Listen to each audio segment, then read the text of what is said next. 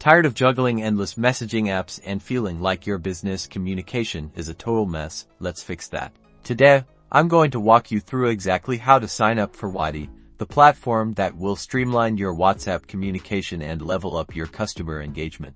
First, head over to the Wati website. You'll see a sign up button, usually located in the top right corner or prominently displayed on the main page. Click on it.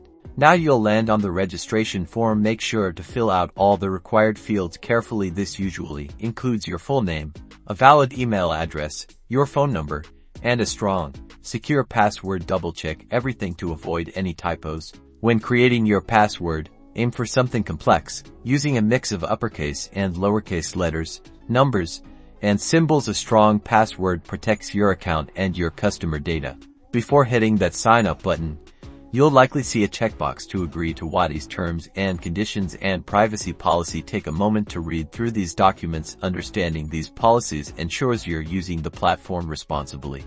After submitting the form, Wati will probably send a verification email to the address you provided. Head over to your inbox and find that email. Click on the verification link inside to confirm your account. This step is crucial. Once you've verified your email, you'll be redirected to your Wati dashboard.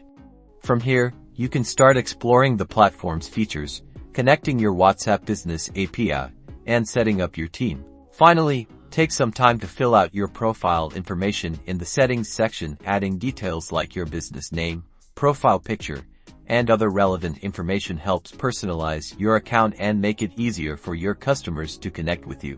And that's it.